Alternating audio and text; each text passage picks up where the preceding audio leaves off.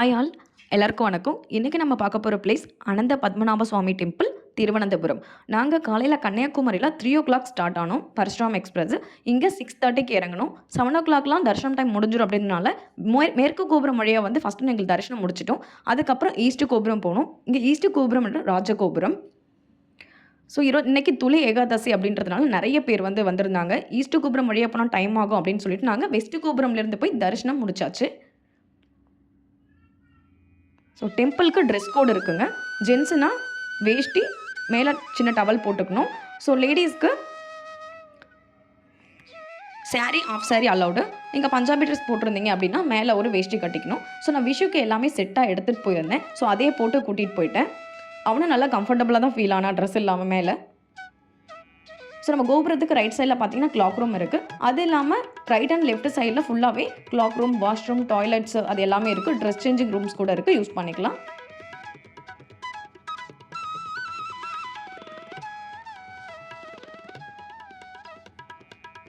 So விஷயம் நல்லாவே enjoy பண்ணால் நல்ல பெரிய பிளேஸாக இருந்தது. அங்கே இங்கேயும் ஓடிட்டு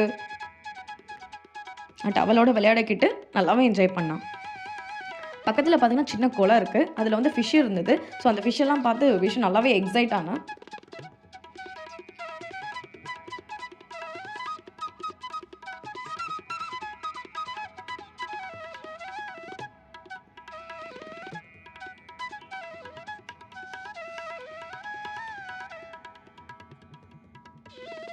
ஸோ லைட்டாக மழை வர ஆரம்பிச்சிருச்சுங்க. அது அவ்வளோதான், கொடையை எடுத்தாச்சு. மழை வந்த உடனே கொடையை எடுத்து கொடையோடு ஃபுல்லாக விளையாடிட்டு இருந்தான்.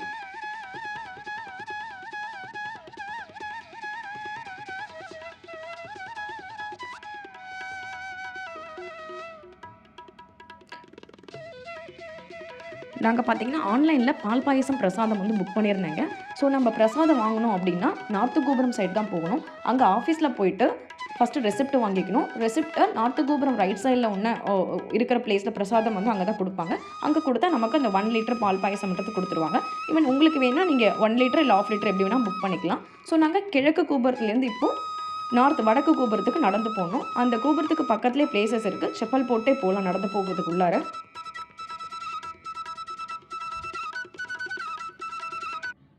ஸோ பிரசாதம் கலெக்ட் பண்ணதுக்கப்புறம் எங்கே போகலான்னு பார்த்தா ஆட்டோ டிரைவர் என்ன சொன்னாங்க, நான் உங்களுக்கு ஒரு 15 to 16 பிளேஸ் காமிக்கிறேன், ஜஸ்ட் ஒரு 700 தான் ஆகும் அப்படின்னு சொல்லியிருந்தாங்க.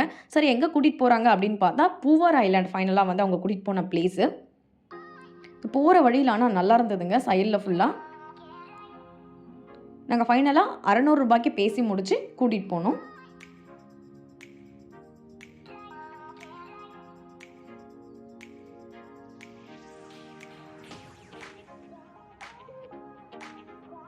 இந்த போகிற வழியில் இந்த பிரிட்ஜுக்கு 2 சைடும் பார்க்குறப்போ ரொம்பவே அழகாக இருந்ததுங்க.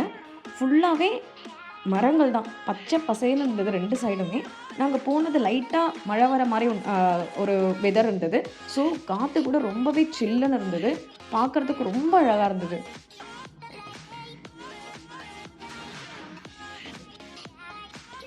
ஸோ திருவனந்தபுரத்துலேருந்து பூவார் ஐலாண்ட் ஒரு 18 to 20 கிலோமீட்டர்ஸ் இருக்கும். எங்களுக்கு ஒரு 50 மினிட்ஸ் ஆச்சுங்க ஆட்டோவில் போகிறதுக்கு. ஸோ ஃபைனலாக நாங்கள் பூவார் ஐலாண்ட் ரீச் ஆகிட்டோம்.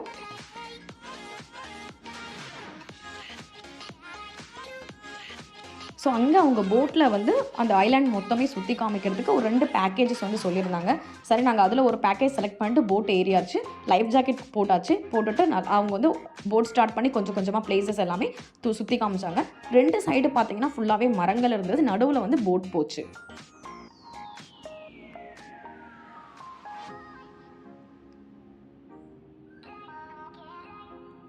நீங்கள் இங்கே போகிறதுக்கு முன்னாடி இதோட பேக்கேஜ் பற்றி கண்டிப்பாக தெரிஞ்சுக்கிட்டு போகணும். ஏன்னா பேக்கேஜஸ் 2 பேக்கேஜஸ் இருக்குது. ஒன்று 3000 பேக்கேஜ், இன்னொன்று 4000 பேக்கேஜ். ஸோ 3000 பேக்கேஜ் ஒன்லி 2 பேருக்கு 1 ஹவருக்கு 3000. ஸோ 4000 பேக்கேஜில் பார்த்தீங்கன்னா ஒரு 15 பிளேசஸ் காமிப்பாங்க. இது 2 மெம்பர்ஸ்க்கு தான். பட் 1.5 hours அவங்க சுற்றி காமிப்பாங்க. உங்களுக்கு 3000 பேக்கேஜில் 6 to 7 பிளேசஸ் கவர் ஆகும். 4000 பேக்கேஜில் 15 to 16 பிளேசஸ் கவர் ஆகும். விஷயம் பார்த்தீங்கன்னா முன்னாடி நிற்க வச்சுட்டேன். ஸோ அவன் முன்னாடி இருக்கிற அந்த போட்லாம் பார்த்து ரொம்பவே எக்ஸைட்மெண்ட் ஆகி என்கிட்ட நிறைய கதைலாம் பேசிக்கிட்டு வந்தான்.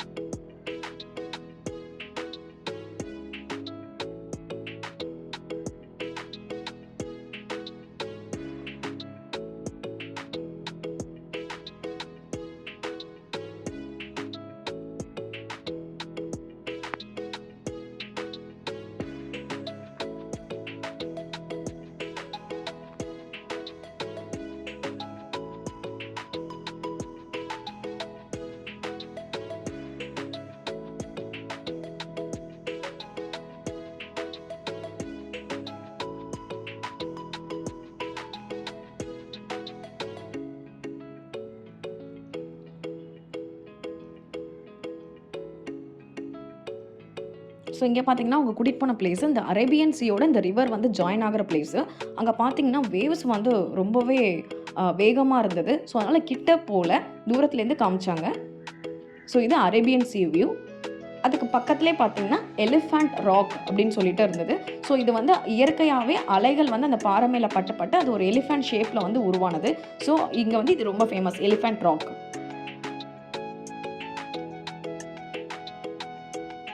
ஸோ அது எல்லாமே பார்த்துட்டு விஷு நல்லா சைடுக்கு அந்த விண்டோ பக்கத்தில் நின்றுட்டு இருந்தான். ரொம்ப பிடிச்சிருந்தது விஷுக்கு. அங்கே இருக்கிற அந்த பேர்ட்ஸ் அதெல்லாம் பார்த்து ஒன்று ஒன்றா என்கிட்ட சொல்லிக்கிட்டு வந்துட்டு இருந்தான். அதுக்கப்புறம் பார்த்தீங்கன்னா அங்கேவே வந்து போட்டில் ஸ்நாக்ஸ் வந்து விற்கிறாங்க. நான் அந்த உப்பு நெல்லிக்காய் வாங்கியிருந்தேன் ஒன்று. விஷுக்கு வந்து ரொம்ப தாகமாக இருக்குன்னு சொல்லிட்டு ஒரு இளநீர் வாங்கியிருந்தேன். ஸோ அதெல்லாம் அப்படியே குடிச்சிக்கிட்டு போட்டில் மெதுவாக இந்த சைடு வியூஸ் எல்லாம் பார்த்துட்டு போனோம். ரொம்பவே அருமையாக இருந்தது.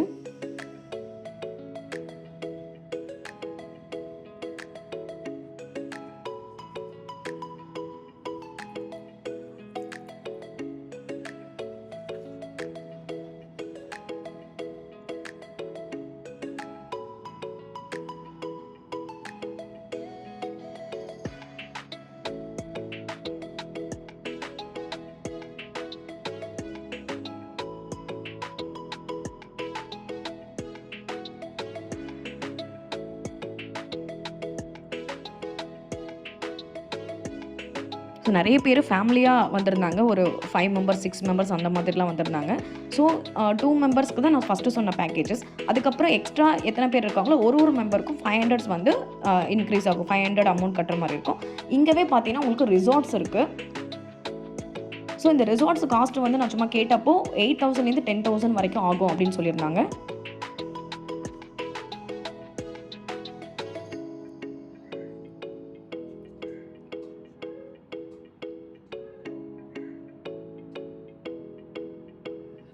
அதுக்கப்புறம் பார்த்தீங்கன்னா கோல்டன் பீச் கூட்டிகிட்டு போனாங்க.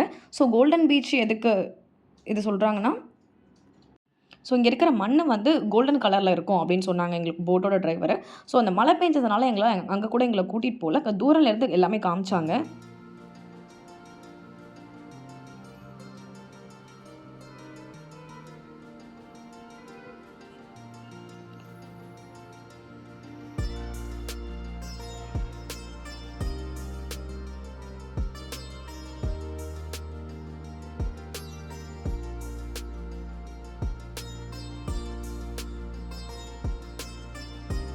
இங்கே பார்த்தீங்கன்னா பஞ்சாபி தபா அது எல்லாமே இருக்குது. ஸோ நம்ம ஏதாவது ஃபுட்டு வந்து நம்ம சாப்பிடணும், லஞ்சோ பிரேக்ஃபாஸ்ட்டோ எதுவாக இருந்தாலும் இங்கே நம்ம வந்து நிறுத்த சொல்லி சாப்பிட்டுக்கலாம். அதுக்காக டைம் வந்து நிறுத்துவாங்க.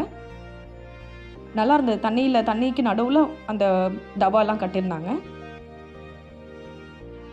நாங்கள் ஆல்ரெடி சாப்பிட்டு வந்ததுனால நாங்கள் ப்ரிஃபர் பண்ணலை.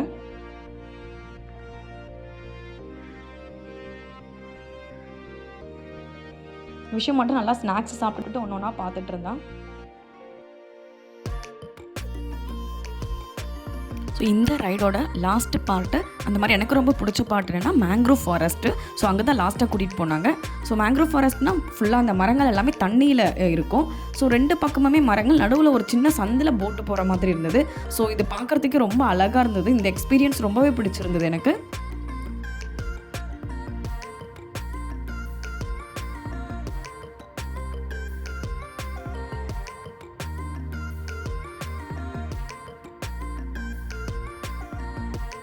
விஷயம் கூட அங்கே பக்கத்தில் இருக்கிற இலையெல்லாம் பிடிக்கிறதுக்கு ட்ரை பண்ணிட்டு நல்லாவே என்ஜாய் பண்ணேன்.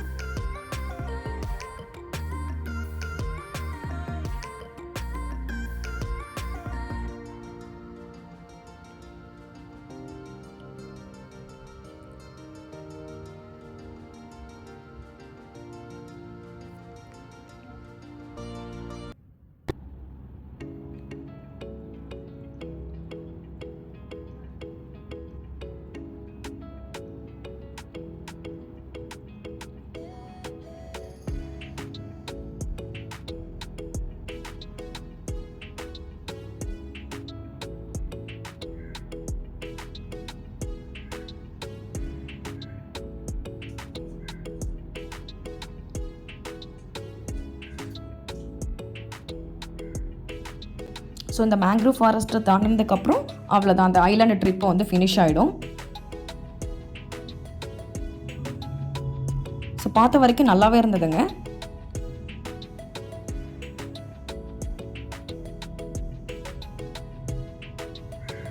ஸோ நம்ம ஒரு ஃபேமிலியாக ஒரு 8 to 10 மெம்பர்ஸ் வரப்போ நமக்கு காஸ்ட்டும் கொஞ்சம் கம்மியாக படும். ஒரு மெம்பர்ஸ்க்கு கம்மியாக இருக்கும் காஸ்ட்டு.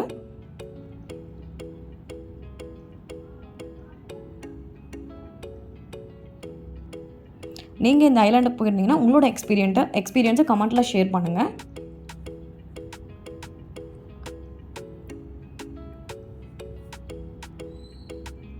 அவ்வளோதாங்க, நம்ம போட்டு நிறுத்துற இடத்துக்கு வந்தாச்சு. ஸோ நெக்ஸ்ட் வீடியோவில் வேறு பிளேஸில் பார்க்கலாம். Bye bye. Do like, share, comment.